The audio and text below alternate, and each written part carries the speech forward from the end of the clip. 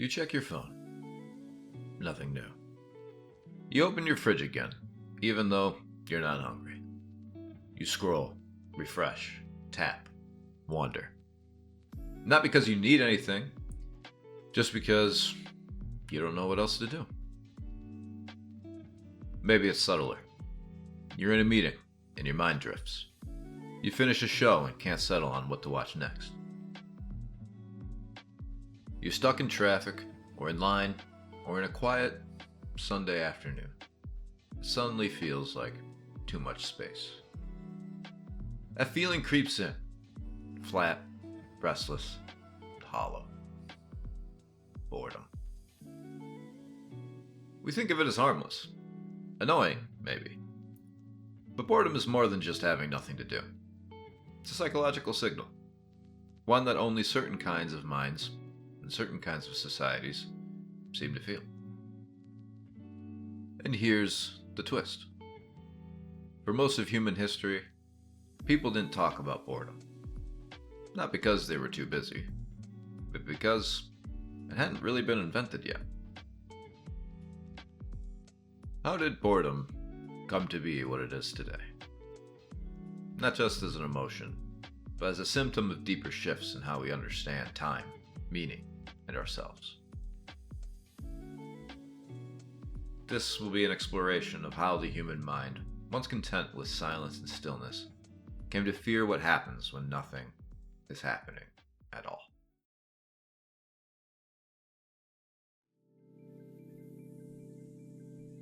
Picture life in the Paleolithic. Long stretches of quiet, days defined by sun and seasons, not by schedules. Time was cyclical, not linear. There were no clocks, no deadlines. People sat, waited, walked, watched the fire. They weren't constantly entertained, but they weren't bored either. Anthropologists studying traditional hunter-gatherer societies have found that their concept of time is fluid, often guided by task, not measurement. There's no wasting time, because time isn't a resource, it just is. Even in agrarian societies where life was hard and repetitive, boredom as a cultural problem was rare. People could be idle, but they rarely complained of that specific discomfort we now call boredom. Why? Well, because meaning was embedded in survival, in religion, in ritual, and in roles. Boredom, it turns out, only becomes possible when certain other things become possible.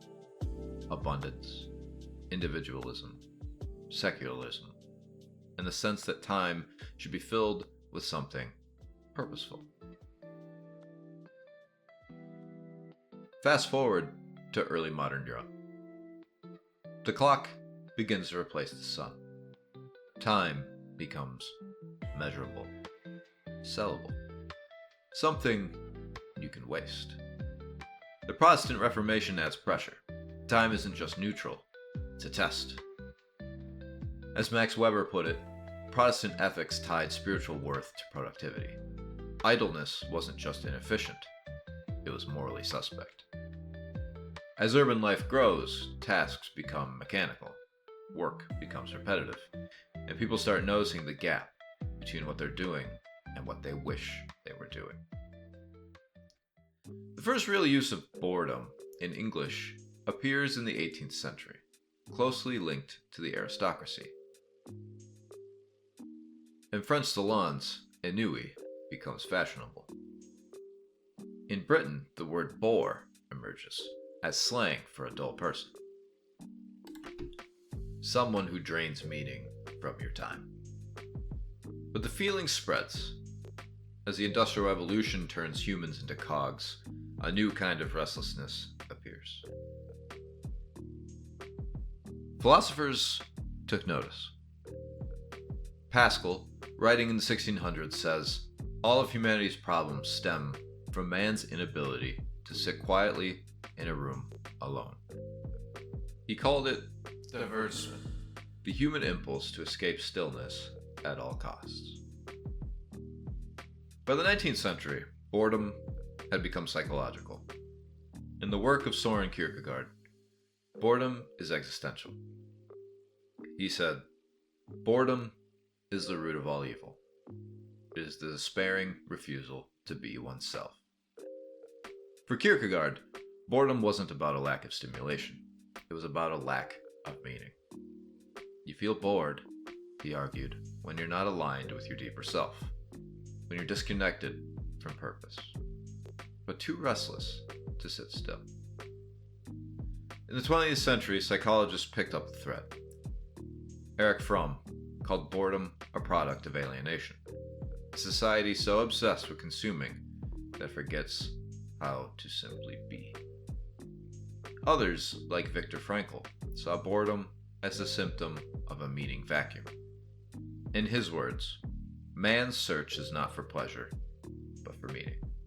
And when he cannot find it, he fills the void with distraction or despair. In this sense, boredom isn't just unpleasant. It's a sign, a message that something in us is hungry. In our modern era, we are more connected, more stimulated, and more bored than ever. Studies show that people today check their phones hundreds of times per day. Often not out of urgency, but boredom. In one experiment, people were asked to sit in a room with nothing to do but think. Most couldn't handle more than 6 to 15 minutes. Some chose to give themselves electric shocks rather than sit alone with their thoughts. Our emotional systems evolved for task-driven survival, not infinite scrolling and artificial downtime. The internet, social media, and on-demand entertainment have turned stimulation into a baseline. The moment we're unoccupied, our nervous systems twitch. We've forgotten how to be with empty time. And yet there's something valuable there. Artists and philosophers alike have long claimed that boredom is a precondition for creativity.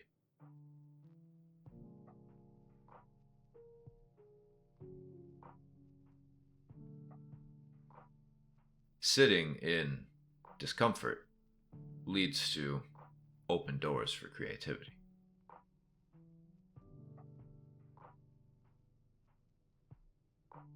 What if boredom isn't the enemy? What if it's a question? A pause that asks, what do you actually care about? What have you been avoiding? What would you do if no one was telling you what to do next? Boredom points us towards volition, toward the difference between passive input and chosen action. The spiritual traditions of the past knew something about this. The Desert Fathers of early Christianity didn't fear boredom. They called it acedia, a kind of holy restlessness. Not a sign of failure, but a stage on the way to deeper awareness.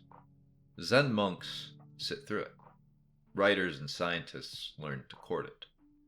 And sometimes when we push through it, not with noise, but with attention, we find that boredom has something to show us. A thought we'd buried, a desire we'd been dodging, or a stillness that isn't empty but full of possibility. Boredom is a modern invention, but it points to an ancient truth, that we are creatures wired for meaning. When meaning is absent, we panic. But maybe boredom isn't failure. Maybe it's the space before something real begins. Perhaps boredom is not a void, but a clearing, an invitation to live, not just with stimulation, but with intention. And maybe, just maybe, learning to be bored again is how we learn to be present.